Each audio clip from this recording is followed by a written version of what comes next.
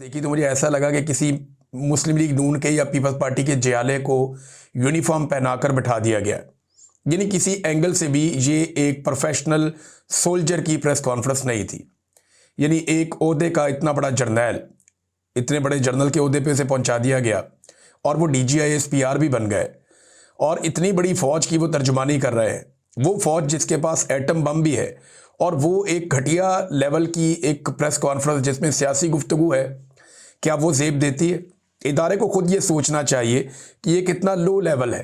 क्या ये इदारा इस तरह का DGISPR डिजर्व करता है जो सियासी प्रेस कॉन्फ्रेंस करे और सियासी लोगों को जवाब दे? पिछली प्रेस कॉन्फ्रेंस में ये कुत्ता कहकर गए थे, इस मरतबा इन्होंने अजीबोगरीब बयानात दिए हैं, अजीबोगरीब चीज़ें इन्होंने की हैं। ऐसा लग रहा था कि एक सियासी कारकुन की प्रेस कॉन्फ्रेंस है, किसी प्रोफेशनल सोल्जर की ये प्रेस कॉन्फ्रेंस नहीं है। ये इदारे की गिरावट की निशानदेही कर रहा है। इस्तिस्ना के ऊपर इस 3 घंटे से ज्यादा की प्रेस कॉन्फ्रेंस में किसी ने सवाल नहीं किया।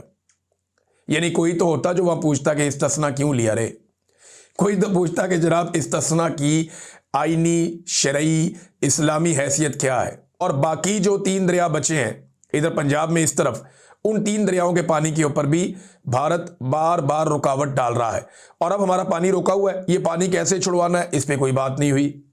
कश्मीर के अंदर जो जुल्म और सितम हो रहा है, कश्मीर को आज़ाद कैसे करवाना है, इसके ऊपर किसी किस्म की कोई बातचीत नहीं हुई। फौज गजा में जाएगी, अगर जाएगी तो वहां क्या करेगी? और UAE और सऊदी अरब की जो एक सिचुएशन बन गई यमन में, इस खित्ते के अंदर बहुत इंपॉर्टेंट है, उस पर DGISPR ने कोई बात नहीं की। ईरान के ऊपर हमले की धमकियां दी जा रही हैं लगातार, इसके ऊपर DGISPR ने कोई बात नहीं की। वेनेजुएला की बात हुई लेकिन गोल मोल बात हुई, इस पे भी कोई बातचीत नहीं हुई। सीधा सीधा इल्जाम लगा दिया कि दहशतगर्द जो है वो PTI पे हमला क्यों नहीं करते। ये सवाल है या गिला है दहशतगर्दों से? ये तो ऐसा लगता है कि दहशतगर्दों को लाने वाले, दहशतगर्दों को बनाने वाले, दहशतगर्दों को पालने वाले, दहशतगर्दों को सिखाने वाले, वो उनसे गिला कर रहे हैं कि आप PTI को क्यों नहीं मार रहे, आप PTI को क्यों नहीं मार रहे। ये उनसे ऐसा लगता है गिला है। दूसरी जानिब ये है जो वो कहना चाह रहे थे कि एक्चुअली PTI क्योंकि दहशतगर्दों की सहूलतकार है, वो उनके साथ मिली हुई है, लिहाजा इसलिए दहशतगर्द PTI को नहीं मारते। दूसरी जानिब ये एक एंगल इसको देने की कोशिश की गई है।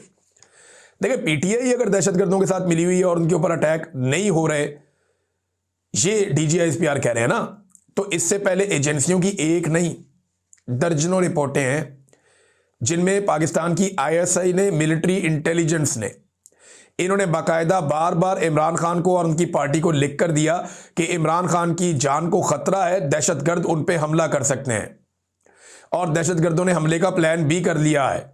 इमरान खान पे कातलाना हमला हो भी चुका है। तो अब ये कह रहे हैं कि जनाब इनको अटैक नहीं करते, खुद लिख लिख कर देते हैं। अब DGISPR या तो आज झूठ बोल रहे हैं या इससे पहले जो एजेंसियों की रिपोर्टें इमरान खान साहब को दी जाती थी कि दहशतगर्द आप पे हमलावर होने ही वाले हैं, हमने बंदे पकड़ लिए हैं, वो आप पे हमला करने लगे थे, या तो पाकिस्तान की एजेंसियों की वो रिपोर्टें झूठी थी। जो रेहान ज़ेब का कत्ल हुआ था, ये किसने किया था? दहशतगर्दों ने नहीं किया था। ये अभी दीर से MPA मलिक लियाकत के ऊपर बड़ा खौफनाक अटैक हुआ, ये किसने किया था? मुराद सईद की पूरी फैमिली को तबाह बर्बाद कर दिया, दहशतगर्दों ने उनके ऊपर भी हमला किया। ये सुहेल अफरीदी जो है, इनके घर के 11 अफराद शहीद हो गए हमले के अंदर, उन्हें किसने शहीद किया था? तो DGISPR ये आप कैसे कह सकते हैं कि PTI पे हमला नहीं होता? शहबाज शरीफ ने तो खड़े होकर लाहौर में ये कह दिया था कि ये जो दहशतगर्द हैं, तालिबान है, इनकी और हमारी सोच एक जैसी है, तो हमारे ऊपर हमले ना करें। वो स्टेटमेंट DGISPR आप भूल गए? वो स्टेटमेंट आपको याद नहीं है? एक दौर में तो आप लोगों ने ये प्रोपेगेंडा भी किया था कि बेनजीर भुट्टो को अगर बम से मार दिया गया या उसके ऊपर खुद कुछ धमाका किया गया तो नवाज शरीफ को बम से क्यों नहीं मारा गया और नवाज शरीफ के ऊपर खुद कुछ धमाका क्यों नहीं किया गया। वो वाला प्रोपेगेंडा भी आप लोगों ने किया था ना। आज वही नवाज शरीफ को आप सर पे उठा के घूमते हैं। तो ये जब भी कभी किसी सियासी जमात से पाकिस्तान की मिलिट्री एस्टेब्लिशमेंट की या जर्नैलों की लड़ाई हो जाती है ना, तो वो उसी जमात के ऊपर सारी खराबियां उसके अंदर ढूंढते हैं और उसी को रगड़ा लगाते हैं। चिल्लाता रहा, उसके ये क्लिप पड़े हुए हैं, आप निकाल कर सुन लें, आज सोशल मीडिया पे फिर वायरल है कि क्यों लेकर आ रहे हो दहशतगर्दों को पाकिस्तान में, क्यों लेकर आ रहे हो दहशतगर्दों को पाकिस्तान में, मत लेकर आओ दहशतगर्दों को पाकिस्तान में, हमने पहले बड़ी लाशें उठाई हैं, हमें मजीद लाशें उठानी पड़ेंगी। ये बार बार PTI के लोग आपको कह रहे थे और आपको सर पे भूत सवार था, नहीं इनको लेकर आना है। कभी आप उन्हें मुजाहिद बना देते हैं पैसों के लिए, कभी आप उन्हें दहशतगर्द बना देते हैं पैसों के लिए, कभी आप उनकी तरबियत और ट्रेनिंग करते हैं पैसों के लिए, कभी आप उनके साथ ऑपरेशन करते हैं पैसों के लिए। और मेरे ख्याल में ये मैच्योर हो जाना चाहिए, थोड़ी सी मैच्योरिटी दिखानी चाहिए इदारे को, अपनी एक कांस्टेंट पॉलिसी बनानी चाहिए।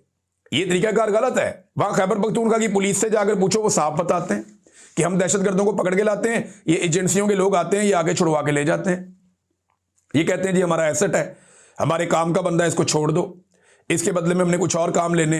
वो कहते हैं जी हम दहशतगर्दों को पकड़ के लाते हैं। वो एग्जैक्टली वहां पुलिस वाले बताते थे खैबर पख्तूनख्वा में कि हमें पता है कौन कौन से दहशतगर्द ग्रुप कहां बैठे हुए हैं, हम कार्रवाई करना चाहते हैं, ये हमें कार्रवाई करने नहीं देते, एजेंसियां हमें कार्रवाई करने नहीं देती, ये हमें रोकते हैं कि आपने वहां कार्रवाई नहीं कर दी। और मकामी लोग क्या समझते हैं, जरा ये समझ लें आप। खान के बारे में फर्द वाहिद वो कहकर मुखातिब करते हैं कि वो फर्द वाहिद था, वो फर्द वाहिद बहुत बाइख्तियार था, वो इतना बाइख्तियार था कि उसने आर्मी चीफ को बाप करार दे दिया था।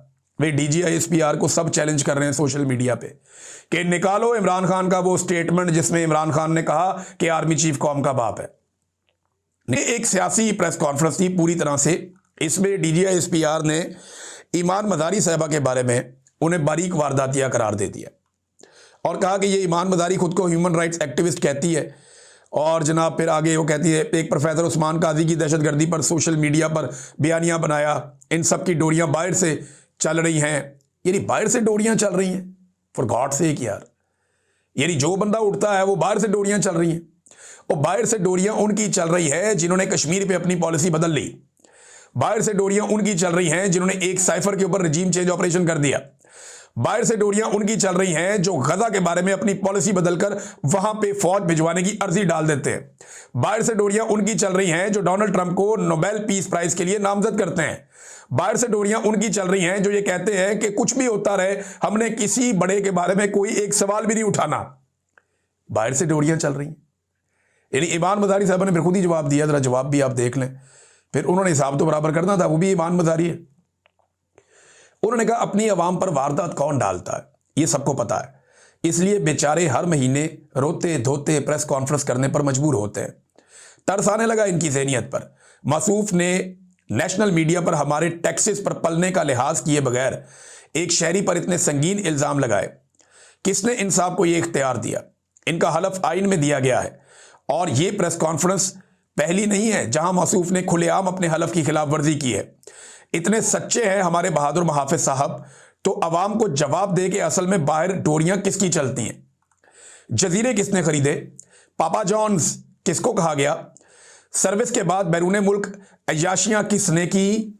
1948 से 2010 तक किसने अमेरिका से 21.3 अरब डॉलर वसूल किए? अपने शहरियों को डॉलरों के एवज किसने बेचा? एक प्रोफेसर को इनके घर से जबरी तौर पे लापता करके तहवील में ही इसे दहशतगर्द बनाकर जबरदस्ती वीडियोस किसने बनवाई और क्यों बनवाई? मीडिया पर बातें करनी है, आइन की धज्जियां उड़ानी है तो जवाब भी देना सीखना होगा। इधर सियासतदानों से लेकर वकील जवाबदेह है, तो साहब आपको भी मुकद्दस गाय अपने आप को ना समझें, अब इनको बड़ा हो जाना चाहिए। ये जनाब ईमान मजारी साहिबा ने जवाब दिया।